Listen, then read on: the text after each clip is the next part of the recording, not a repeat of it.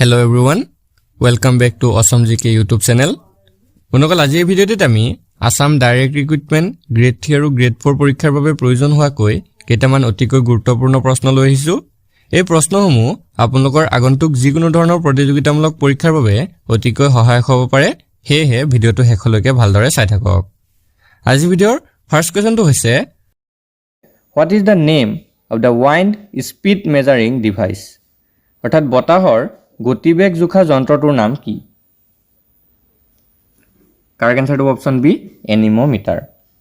মনোবল ইটালীৰ junior Leone বাটিষ্টা আলিবাৰ্টে 1450 চনত এনিমোমিটাৰ উদ্ভাৱন কৰিছিল। নেক্সট কোৱেশ্চনটো হৈছে What disease are caused by iodine deficiency? আয়োডিনৰ অভাৱত কি ৰোগ হয়? কাৰেক্ট আনসাৰটো হ'ব অপচন সি গৰল। আয়োডিনৰ অভাৱত গৰল নামৰ ৰোগবিধ হয়। Next question What is the name of the film that won the Best Picture Award at the 2020 Filmfare Awards? 2020 চনৰ ফিল্মফেয়াৰ বঁটাত শ্ৰেষ্ঠ বোলছবিৰ সন্মান লাভ কৰা বোলছবিখনৰ নাম কি? কাৰেক্ট আনসাৰটো হ'ব অপচন সি গালি বয়। নগল 2020 চনৰ ফিল্মফেয়াৰ বঁটাত শ্ৰেষ্ঠ বোলছবিৰ সন্মান লাভ কৰা বোলছবিখন হৈছে গালি বয়। নেক্সট কোৱেশ্চনটো হৈছে Which former prime minister's death anniversary is celebrated as anti-terrorism day? কোনজন প্ৰাক্তন প্ৰধানমন্ত্ৰীৰ মৃত দিৱসত সন্ত্ৰাসবাদ বিৰোধী দিৱস হিচাপে পালন কৰা হয়? ইয়াৰ কাৰেক্ট আনসাৰটো হ'ব option A Rajiv Gandhi. Next question Who has been appointed by the President of India as the first full-time female defense minister? কাক ভাৰতৰ ৰাষ্ট্ৰপতিয়ে পোনপ্ৰথমবাৰৰ বাবে পূৰ্ণাংগ মহিলা প্ৰতিৰক্ষা মন্ত্ৰী হিচাপে নিযুক্তি দিছে? কাৰেক্ট আনসাৰটো অপচন ডি নিৰ্মলা সীতাৰমণ। গুণগল নিৰ্মলা সীতাৰমণক ভাৰতৰ ৰাষ্ট্ৰপতিয়ে পোনপ্ৰথমবাৰৰ বাবে পূৰ্ণাংগ মহিলা প্ৰতিৰক্ষা মন্ত্ৰী হিচাপে নিযুক্তি প্ৰদান কৰিছে। নেক্সট প্ৰশ্নটো হৈছে Who is the first Indian woman to swim across the English Channel? English channel সাঁতুৰি পাৰ হোৱা প্ৰথমগৰাকী ভাৰতীয় মহিলা হৈছে? কাৰেক্ট আনসাৰটো হৈছে অপচন বি আৰেথি সাহা। নেক্সট প্ৰশ্নটো হৈছে Which of the following is the only planet that rotates clockwise? তলৰ কোনটো একমাত্ৰ গ্ৰহ যিটো ঘড়ীৰ কাঁটাৰ দিশত ঘূৰে? কাৰেক্ট আনসাৰটো অপচন বি ভেনাছ বা শুক্ৰ গ্ৰহ। শুক্ৰ গ্ৰহটো হৈছে একমাত্ৰ গ্ৰহ যি ঘড়ীৰ কাঁটাৰ দিশত ঘূৰে। নেক্সট প্ৰশ্নটো হৈছে World Forest Day celebrated on which day? বিশ্ব বন দিৱস কোন তাৰিখে পালন কৰা হয়? উত্তৰটো হৈছে অপচন বি 21 মাৰ্চ। 21 মাৰ্চ তাৰিখে বিশ্ব বন দিৱস পালন কৰা হয়। নেক্সট প্ৰশ্নটো হৈছে In which year layer of earth atmosphere do airplanes fly? পৃথিৱীৰ বায়ুমণ্ডলৰ কোনটো স্তৰত উৰাজাহাজ উৰে? ইয়াৰ কাৰেক্ট আনসাৰটো হৈছে option B the stratosphere. Stratosphere বায়ুমণ্ডলৰ স্তৰটোত উৰাজাহাজ উৰে। নেক্সট কুৱেশ্যনটো হৈছে Who is the president of নীতি আয়োগ? নীতি আয়োগৰ সভাপতি কোন?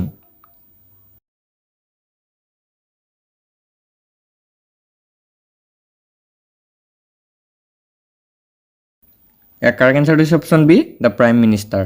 প্ৰধানমন্ত্ৰী হৈছে নীতি আয়োগৰ সভাপতি।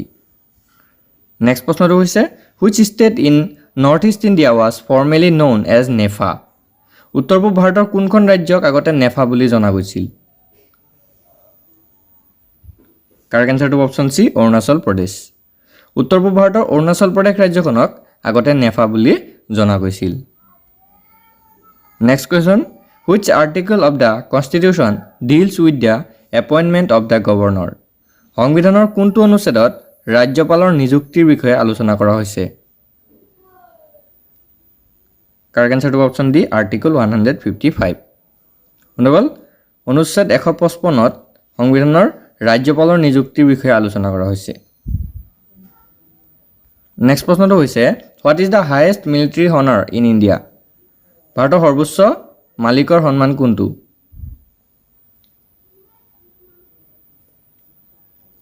ইয়াৰ কাৰেক্ট আনসাৰটো অপচন বি পৰমবীৰ চক্ৰ।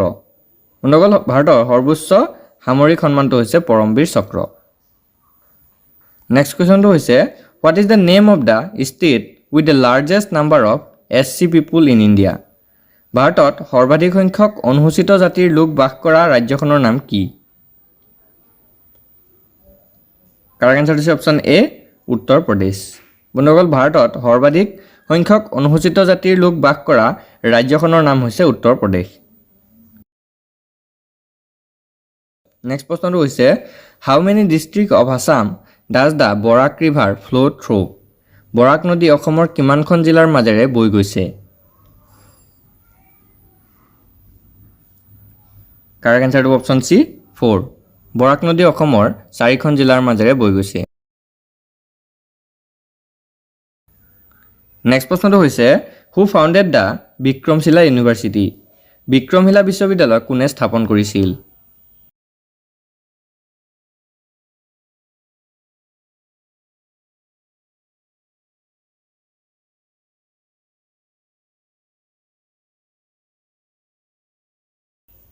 ইয়াৰ কাৰেক্ট আনসাৰটো অপচন বি ধৰ্মপাল।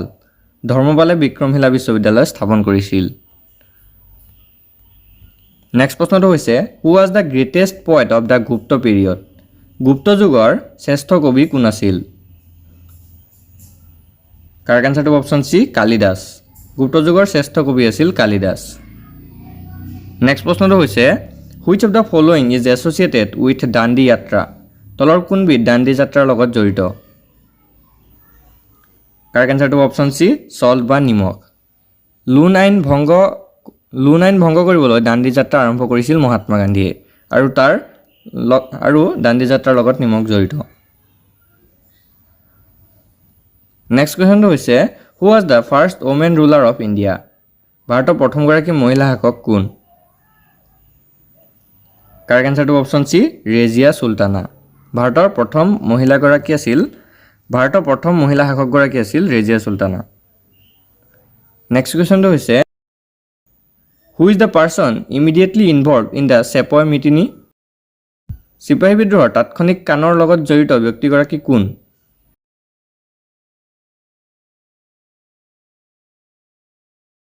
কাৰেক্ট আনসাৰটো option C Mangal Pandey.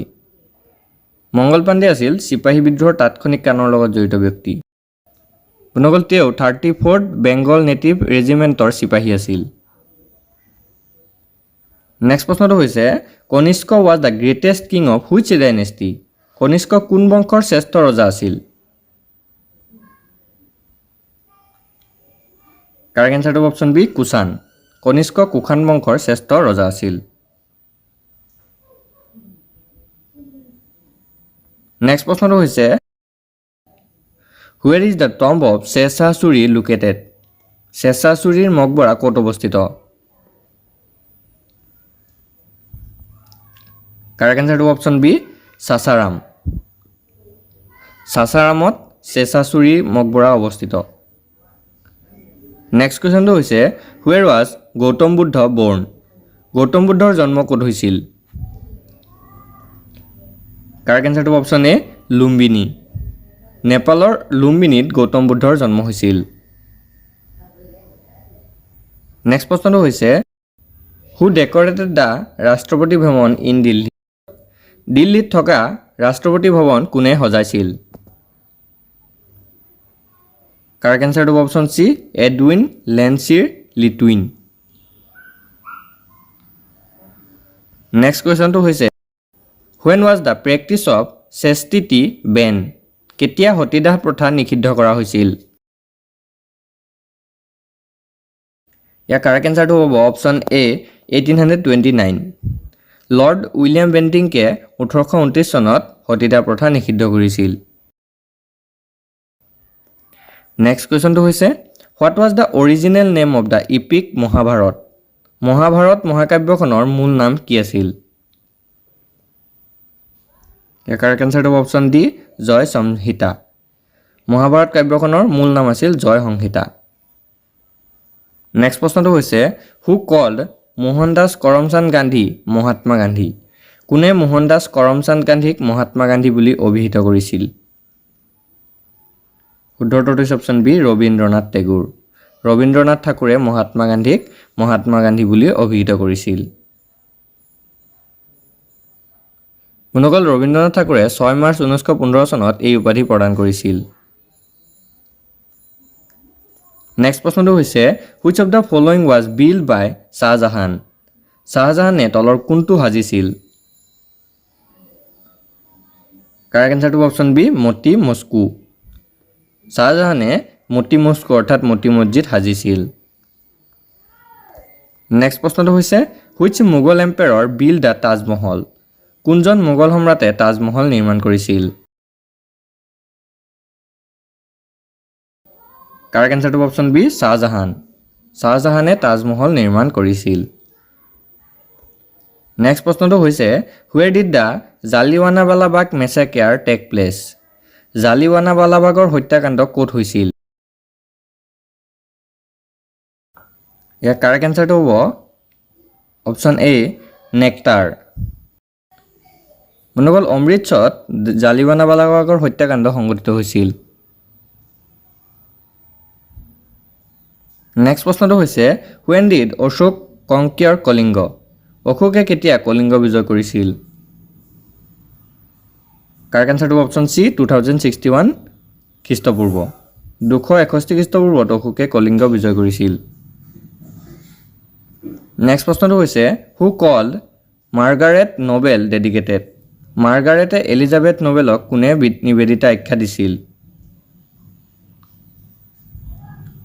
Correct আনসাৰটো অপশ্যন এ স্বামী বিবেকানন্দ স্বামী বিবেকানন্দই মাৰ্গাৰেট এলিজাবেথক নোবেলক নিবেদিতা আখ্যা দিছিল next question in which year was the scout and guide force form in India কিমান চনত ভাৰতবৰ্ষত স্কাউট আৰু গাইড বাহিনী গঠন কৰা হৈছিল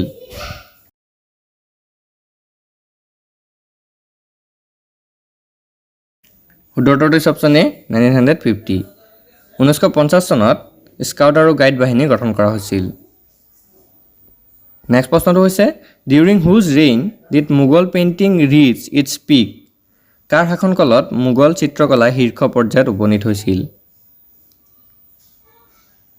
কাৰেক্ট আনসাৰটো অপশ্যন বি জাহাংগীৰ জাহাংগীৰৰ শাসনকালত মোগল চিত্ৰকলা শীৰ্ষ পৰ্যায় উপনীত হৈছিল নেক্সট কুৱেশ্যনটো হৈছে during whose reign did Tulsidas compose the Ramcharit Manas কাৰ শাসনকালত তুলসীদাসে ৰামচৰিত মানস ৰচনা কৰিছিল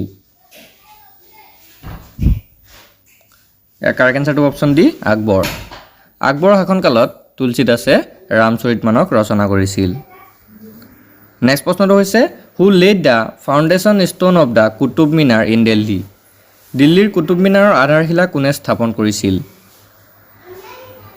ইয়াৰ কাৰেক্ট আনসাৰটো অপশ্যন এ কুতুবুদ্দিন আইবাক দিল্লীৰ কুতুব মিনাৰৰ আধাৰশিলা কুতুবুদ্দিন আইবাকে স্থাপন কৰিছিল নেক্সট প্ৰশ্নটো হৈছে Karna Suvarna a historic site of ancient period is the presently located in which state প্ৰাচীন কালৰ এখন ঐতিহাসিক স্থান কৰ্ণ সুবৰ্ণ বৰ্তমান ক'ত আছে কাৰেক্ট আনসাৰটো অপশ্যন সি ৱেষ্ট বেংগল অৰ্থাৎ পশ্চিমবংগত আছে নেক্সট কুৱেশ্যনটো হৈছে Assam was separated from Bengal and was put under A chief commission in which year অসমক বংগৰ পৰা পৃথক কৰি কেতিয়া এখন মুখ্য আয়োগৰ অন্তৰ্গত কৰা হৈছিল ইয়াৰ কাৰেক্ট আনসাৰটো অপশ্যন এ 1874 1874 চনত নেক্সট কুৱেশ্যনটো হৈছে who founded the Assam association in 1903 1903 চনত কোনে অসম এছ'চিয়েশ্যন গঠন কৰিছিল কাৰেক্ট আনসাৰটো অপশ্যন এ মানিক চন্দ্ৰ বৰুৱা মানিক চন্দ্ৰ বৰুৱাই 1903 চনত অসম এছ'চিয়েশ্যন গঠন কৰিছিল আজি ভিডিঅ'ৰ শেষৰ কুৱেশ্যনটো হৈছে by which treaty the Burmese control over Assam ended কোনখন চুক্তিৰ পিছত অসমত মানৰ নিয়ন্ত্ৰণ অন্ত পৰিল কাৰেক্ট আনসাৰটো অপশ্যন এ ট্ৰিটি অফ ইয়াণ্ডাবুৰ সন্ধিৰ পিছতে অসমত মানৰ নিয়ন্ত্ৰণৰ অন্ত পৰিছিল আৰু এই ইয়াণ্ডাবু সন্ধিৰ স্বাক্ষৰিত হৈছিল 1826 চনৰ 24 ফেব্ৰুৱাৰী তাৰিখে আজি ভিডিঅ'টো আপোনালোকৰ বাবে ইনফৰমেটিভ হ'লে ভিডিঅ'টো এটা লাইক কৰি দিব আৰু এনে ধৰণৰ আগন্তুক যিকোনো পৰীক্ষাৰ বাবে ভিডিঅ' পাবলৈ আমাৰ চেনেলটো ছাবস্ক্ৰাইব কৰি কাষত থকা বেল আইকনটো দবাই দিব ধন্যবাদ